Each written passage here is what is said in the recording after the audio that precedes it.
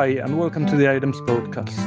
I am Santiago and David, an Impact Activation Fellow, and I'm here with David Stern, one of the founding directors of Items. Hi, David. Hi, Santiago. We're discussing the 5-quiz model today, aren't we? That's the plan. It's been an idea that we've been discussing for several years now. Several being at least 4, to my recollection.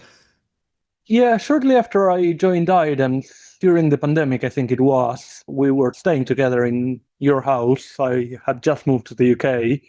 So we had a lot of time to discuss and have interesting conversations. I was in some ways considering pursuing a PhD, and we were discussing potential areas of research, and we came up together with this sort of pedagogy of quizzes that I think is quite interesting and could be quite impactful. I'm not sure if it's a pedagogy framework. Yeah, it's a framework. It's a really nice framework, actually. I found it surprisingly, well, good frameworks are obvious. So I don't think it's anything which is revolutionary or new, but that's actually what makes it a good framework. That it's something which is just capturing what others already know. Yes, and part of it came from some of the COVID responses that we did, that we had all sorts of different types of quizzes and materials for different audiences to help them deal with school closures and distance learning and so on. And we were discussing how do we deliver content and what type of content and what type of feedback is useful at different times. The conclusion for my potential PhD topic was more than this framework, was layered feedback. When do we get feedback, for what purpose, how? But this is very much related to that. So we're talking about a 5-quiz model, a 5-quiz framework, if you want. And as you say, this dates back. So you're right, it is 5 years. It's over 5 years now that we've been talking about this. We've not yet written it up. We now have plans to do so. But it's something which we've used and tried out in a number of different contexts. And I found it really useful. Hang on. You say we used it. I don't think we managed to use the full framework in any particular context. Wait a second. No. We have never had any context in which the implementation of all 5 types of quizzes has been something we could achieve or necessary at this point. However, we have used the framework in many different contexts to identify what sort of quizzes are needed, what sort of assessment is needed, what its role is, and how it will add value. And that we have used. And this is why it's not a mantra, it's a framework. It's helped us to understand what is it we're trying to achieve by having resources of a particular type. Yes, and the framework was initially conceptualized for online courses, and they are stack quizzes in its conception. But I think that it goes a lot further beyond that, and it can be applied in many different areas. It doesn't need to be an electronic assessment thing. It could be also how teachers work in the classroom. Well, this is where, as I say, we conceived this during COVID when people were being forced online and there was a recognition that we really needed to have good interactive assessment to be able to get the same sort of deep learning happening in this remote situation. That's where this was conceived. Let's go through the framework quickly because it's not that complicated. Do you want to talk it through quickly? I can do, yes. We have 5 types of quizzes. The first one is a prerequisites quiz. The name gives it away. It's all you need to know in order to be able to tackle a particular topic. The second one is instructional quiz. I like calling it content quiz. You like calling it content quiz. I like calling it instructional. And we'll talk about where the motivation came from. But essentially, What it is presentation of content in an interactive way. It's an active presentation of content. This is the point. As you articulate, for instruction, the idea is this is instructive. It is your learning resource. The third quiz is a mastery quiz, where you have questions that follow on from the content or instruction, and it's where you actually practice. This framework is conceptualized mostly for mathematics and STEM subjects, where mastery is hugely important, repetition is hugely important, but not just rote repetition with high quality feedback and targeted feedback. The idea here very much, and it applies in a number of areas, particularly STEM, as you say, is that this is formative assessment which enables you to know when you have mastered these concepts, when you're on top of the material. And again, we'll go into more detail into it and tell some fantastic stories that we have of using this type of quiz. But once you've achieved a certain level, or you're confident enough with the mastery, you move on to the fourth type of quiz, which is more of a summative assessment. It's a testing quiz. It's just to check formally that you have achieved the level that you need.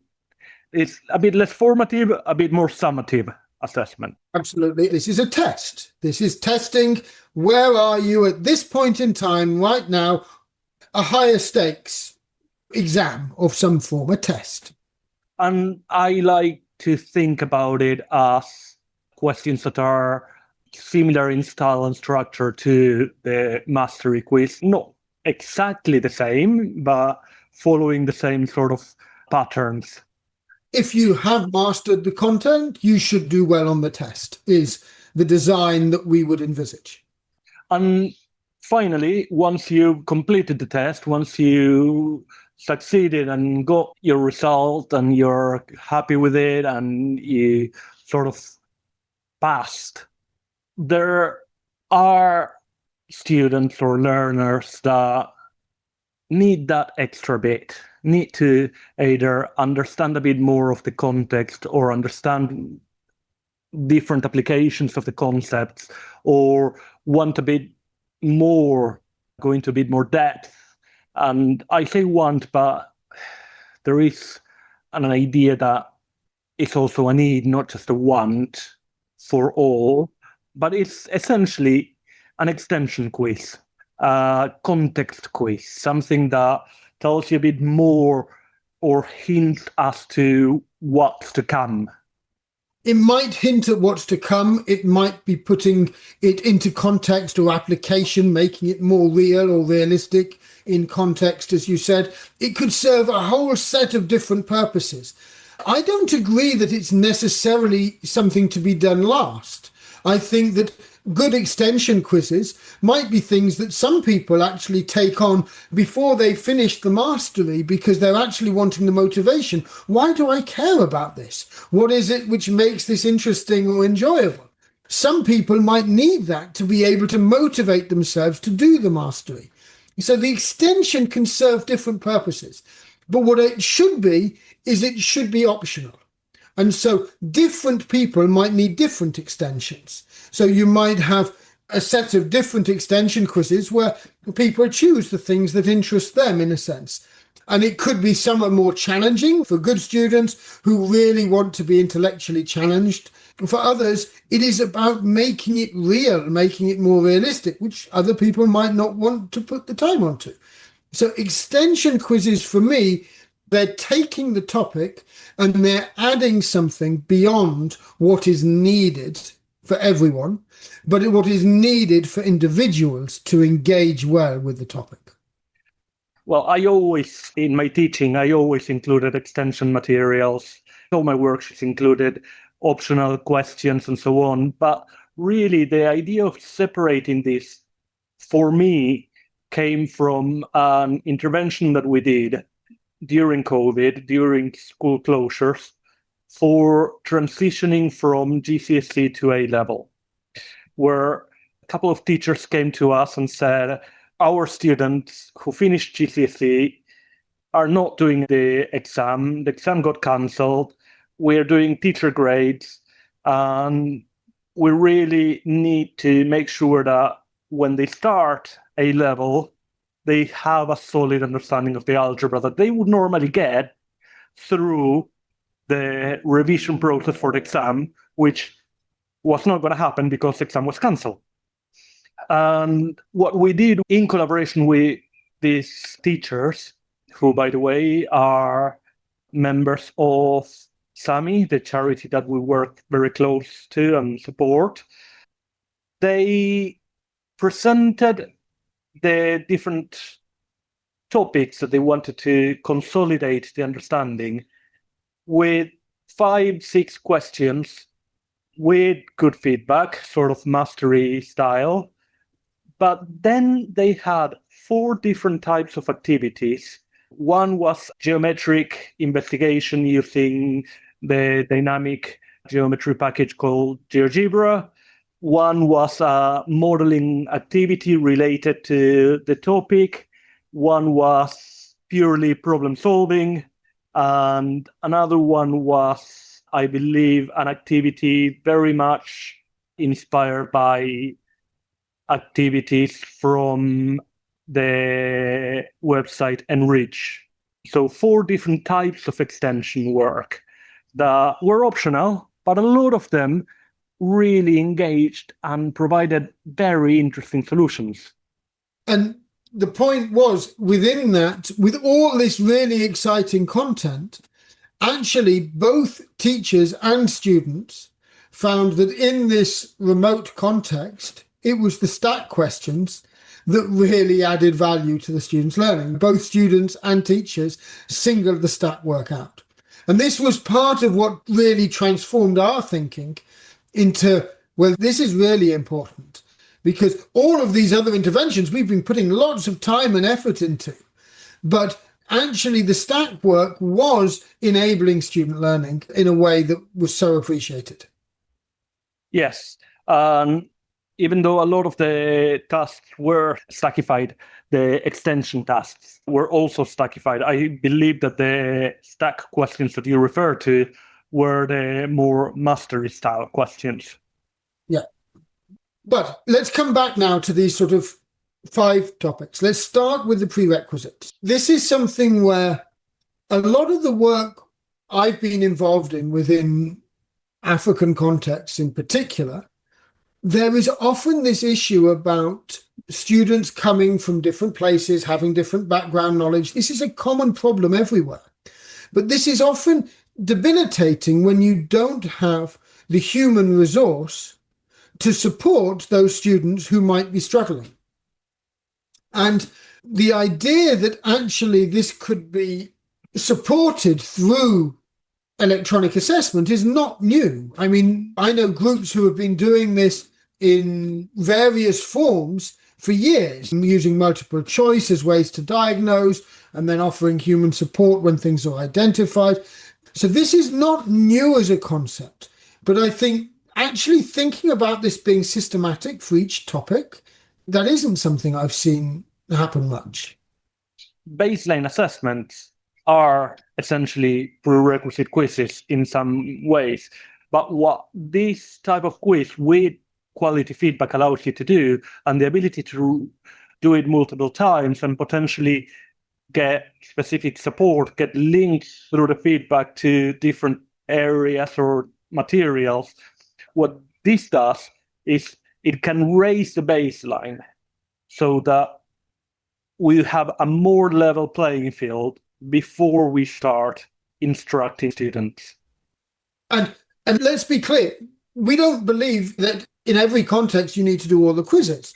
In fact, in some of the work that we've done recently in Caltech, there was a particular course where the only piece they wanted was this prerequisite to prepare people so that they could come in ready to do that week's activities. And we had informal feedback questionnaires. At the end of every quiz, we asked, how useful do you think the previous quiz was to help you tackle the worksheets that the students were getting. And some students were saying, not at all, it was too easy.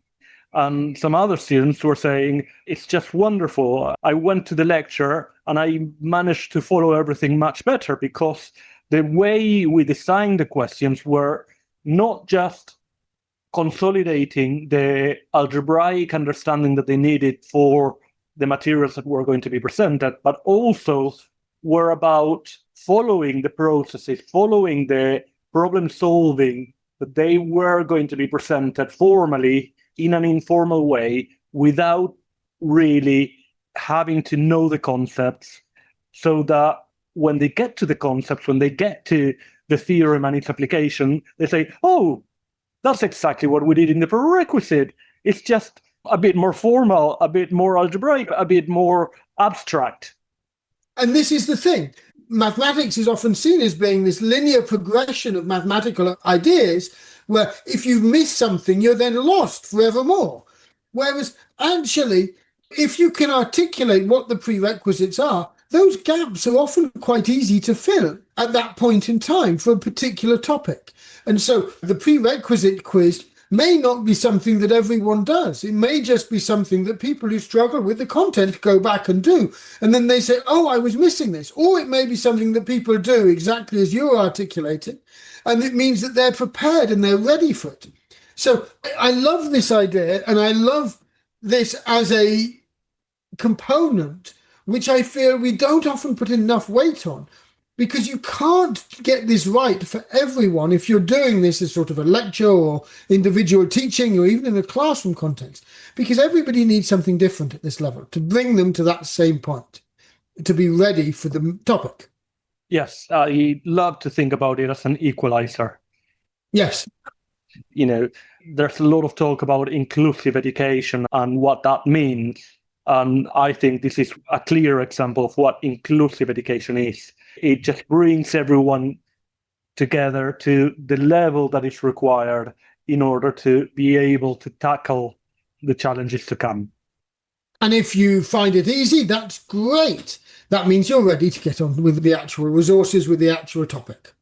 Let's get to the topic and the content, because this is the whole point. If you're introducing a new topic, then there's going to be something which you're expecting the learners not to know at this point, and that you're going to be introducing something. And this is perhaps what happens normally in the classroom. In the classroom, I explain a concept, and I normally give a few examples on that, and I have discussions about it. Textbooks do the same thing. Traditional textbooks tend to have a few paragraphs on a topic and then give you examples and then exercises. However, there was this paper published by George Kinnear, I think it was, which talked about bringing the textbook into a quiz. And we were, I think, both really inspired by that paper. Can I just come in on this? Because the key point is, whether you're at school and you're in a classroom doing this, or whether you're lecturing and you're actually presenting this, it's the same basic principle. You're presenting new content in some form. And what the paper articulated was, well, there are ways in which, actually done as active learning, this can add value. And I was very lucky. This resonated for me because when I was an undergraduate at Warwick many years ago, I was part of a research study which investigated using worksheets and workbooks as opposed to lectures to introduce new topics, which is exactly what this is. So I'd already experienced that, and I'd loved those workbooks. And it's actually, there's a whole lot of educational research now on using active learning and group learning to be able to do these things. And this is what it is. It's about turning that introduction of new material into a process which is active rather than passive consumption. And what is, I think, worth pointing out is that we started discussing about this framework during the pandemic, and a lot of the solutions that were presented were to record videos for the students to watch. I don't know about evidence, but my belief is that watching a video in mathematics is completely pointless. You just watch it and forget it. It's passive learning. Passive learning is short-term. It doesn't help you consolidate any understanding. It's the active learning that is most impactful. There is evidence around this, and there's lots of work which has been done on this. But as you say, it's a very intuitive aspect from personal experience. Watching videos can be nice, it can be fun, but does it lead to deep retention? Very rarely. And I should be clear, I don't believe that the content quiz or this instructional quiz is where the deep learning happens anyway. But it is a really nice way to introduce new concepts. I can talk to a very specific case in my first year undergraduate doing a worksheet where I realized, oh, yes, I'm a mathematician. I like this. In the worksheet, there was this question about continuity and finding a nowhere continuous function. And suddenly this is where I realized, yes, this relates to infinity. This relates to all sorts of, I understand how these concepts come together. Number systems, you've got to bring it all together to be able to answer these questions. And I loved it. My passion for mathematics really grew out of that active learning. If someone had just told me the answers, it would have been nowhere near as much fun as actually just sitting on that problem and thinking, well, how could it be nowhere continuous? Until it actually dawns on you what it means and what the definitions tell you. For the non-mathematic audience, a function is not continuous if there is a break, if there is a jump, if the graph has a jump. So how can you have a function that at any point on the function, there will always be a jump? There's no point for which there isn't a jump. And the solution is beautifully simple, but it's one of those that it can take a while to get. And once you get it, it's so obvious. And I'm not going to give out the solution. Not on this episode anyway. But this is an example of where active learning is so much more powerful than just being passively presented with this and with an answer to this. What might this look like? So I want to give an example. Secondary level, there's a process that you have to learn. It's important. It has its uses. It's called completing the square. Some people will be familiar by it. Some people will be terrified by it. It might bring nightmares back because of the way it's normally taught. It's taught in a very algorithmic way. Just follow the process, turn the handle, and you get the solution. And the way I implemented this question for the bridging course was a little paragraph explaining what the objective was, an example, and a similar situation with fill in the blanks. And the beautiful thing about that question is that it identified, fill in the blanks. It wasn't just fill in 2 boxes. It was fill in the blanks for pretty much the whole exercise, the whole thing that the students had to replicate. It is a bit turning the handle, except that at any point, any common misconception, any typical mistake would lead to follow-through marks throughout the question. And it would say, okay, your answer here is incorrect. This is your mistake, but everything below this would have been correct if your answer was correct. And the reason that's so important with a topic like that is it reinforces success rather than failure. Because actually, you've got this. You can do almost everything. You just got to remember this bit. You've just got to actually understand this little step. And once you've understood that, then everything will follow and it all makes sense. And so it reinforces the fact that you've almost got this. These are the things that you need to just pay attention to. As opposed to if you're just getting the answer and you get it wrong and then you think, oh, where did I go wrong? Why? I'm just useless at this. It's no good. And so that's an example where it can then presented in this, what they talked about in the paper that we referred to before was these faded worked examples where you'd start with something really detailed like that. And eventually in something like your mastery or your testing, you just have put the answer in. Yes, exactly. That same question of completing the square in a mastery context, I would put it as complete the square of this quadratic. And it would have the same sort of checks for common misconceptions, and it would provide the feedback. Oh, this is probably where you went wrong. But it wouldn't have all the little step-by-step fill in the blanks, all the building blocks of the solution. Yeah, the scaffolding of it, which is so valuable when you're first being introduced to it, and so frustrating if you have to do it time and time again.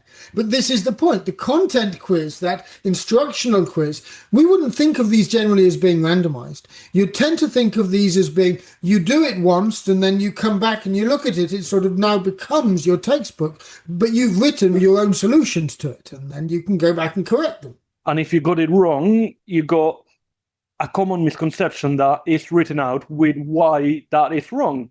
Textbooks don't tend to have that. Exactly. And that then leads us to the mastery, because once you've been introduced to the topic, exactly as you've articulated, you need to be able to practice. In many different contexts, the practice can take different forms.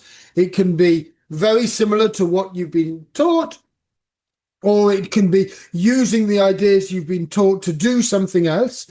But the point is, mastery is where you want to be able to be given multiple versions, multiple variants, where maybe the first time you do it, you're sort of saying, wait a second, I need to go back to the content and check. I hadn't understood it as well as I thought.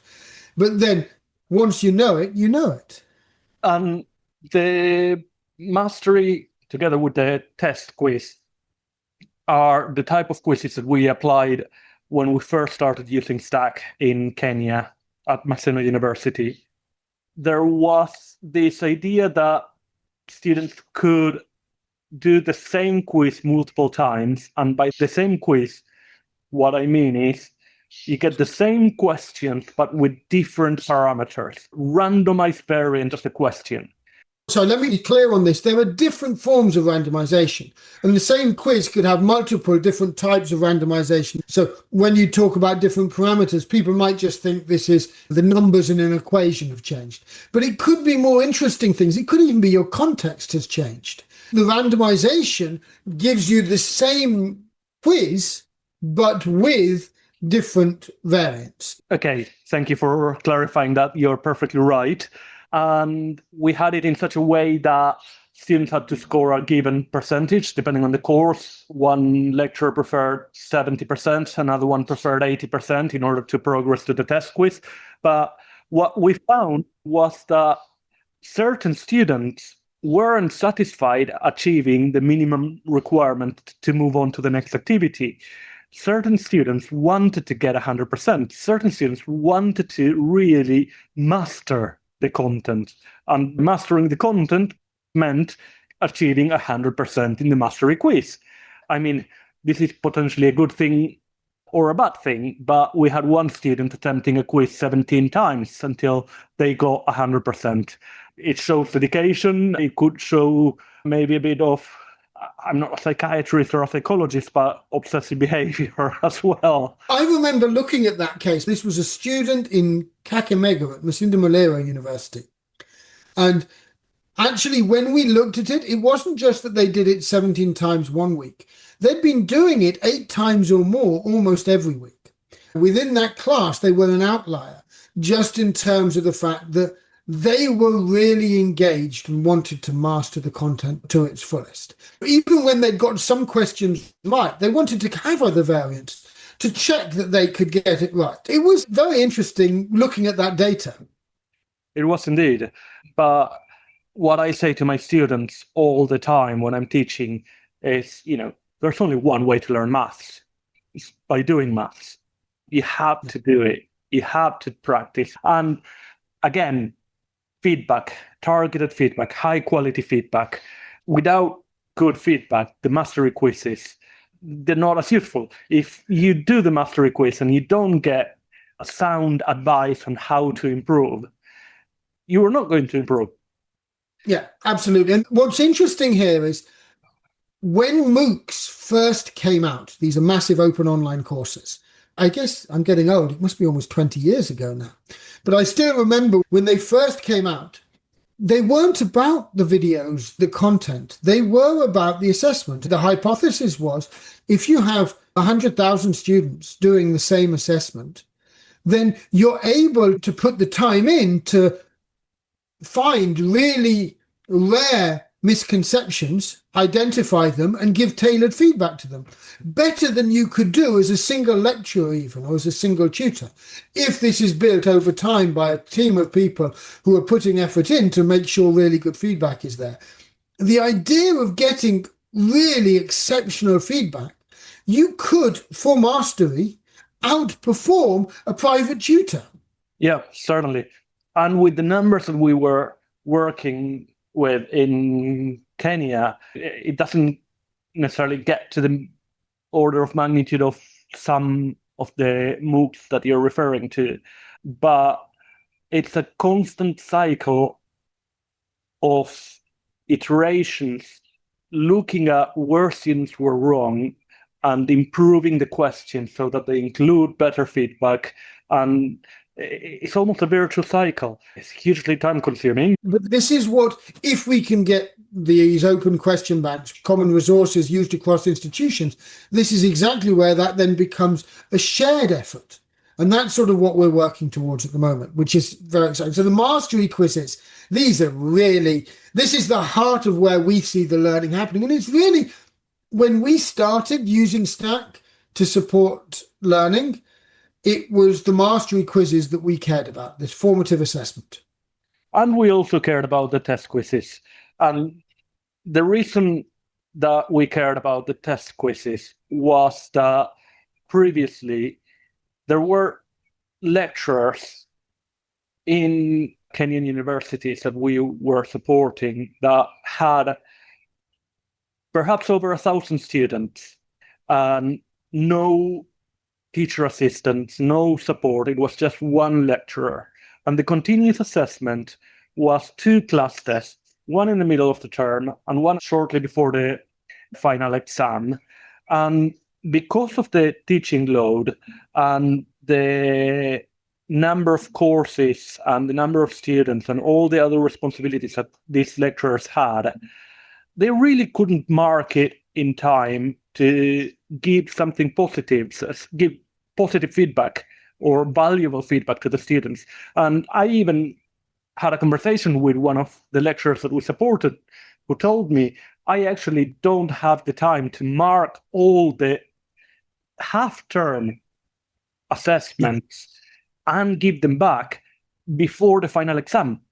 And so replacing, and it took quite a lot of work, quite a lot of convincing to certain people to run this experiment, but replacing the continuous assessment in the way it was done with 2 class tests that really didn't provide any sort of feedback. It was just summative, completely summative.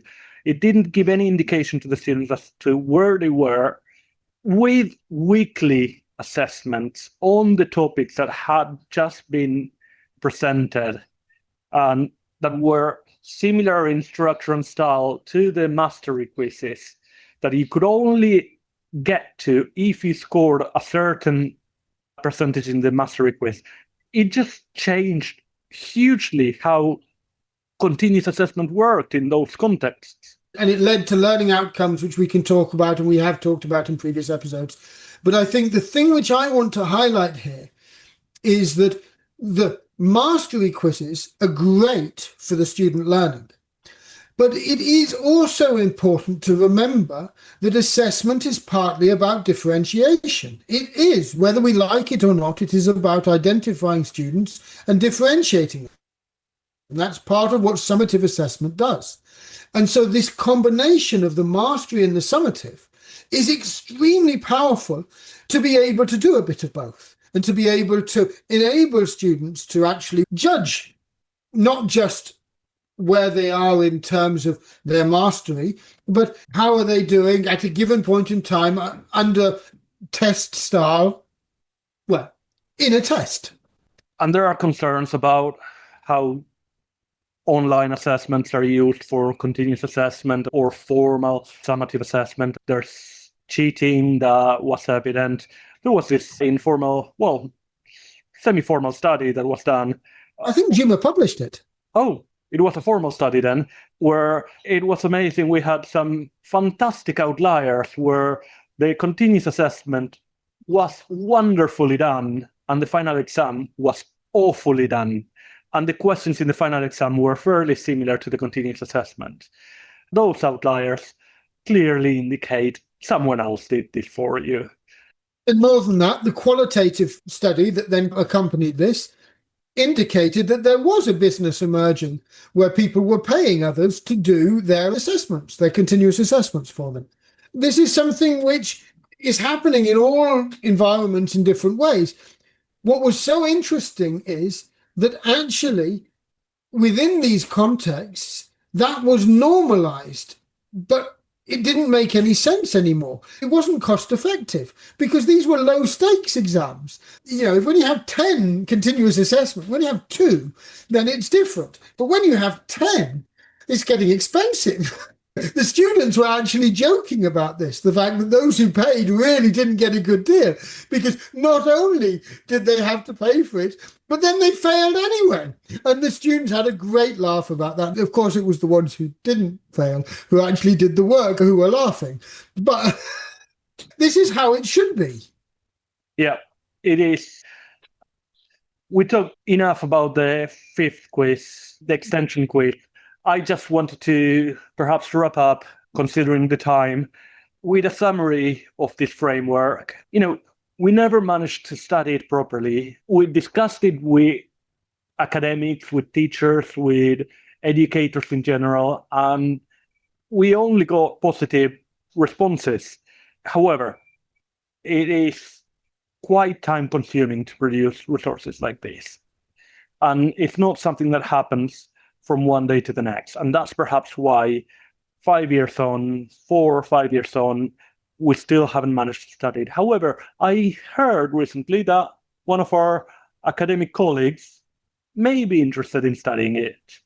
And it's wonderful that it's perhaps gaining a bit of momentum. And we are at a point where we created questions that are suitable for each one of the types of quizzes. We're almost at a position where we could, for certain courses, just create the 5-quiz framework.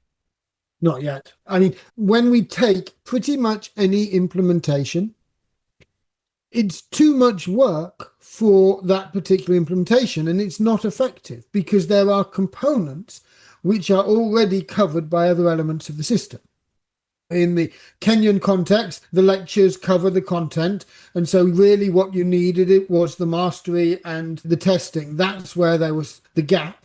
Yes, of course, extension and prerequisites would have been nice, but it wasn't necessary. What was needed was the mastery and the testing. When we go to the high resource environments like Caltech, it was the prerequisites that came as filling the gap. They have all the human resource that you'd need, but the prerequisites were a way of actually making something low stakes, where different students could spend different amount of time as they need on it. And it's something which is low stakes, which was useful in that context and didn't really exist within the resources they already had. They already had good content. They already had good ways of doing mastery and testing, and they have human feedback for that. What added value for them was this prerequisite component in that particular course. In other courses, it's other things. But this is what I think, to me, the power of the framework now is to help have those discussions about in which way do you want to use electronic assessment as part of your course, your teaching.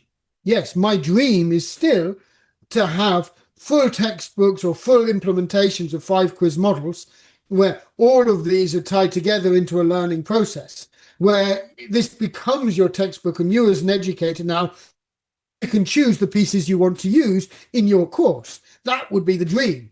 But getting to that is a lot more work than supporting people to achieve what they need in their context at the moment, which is where we're at.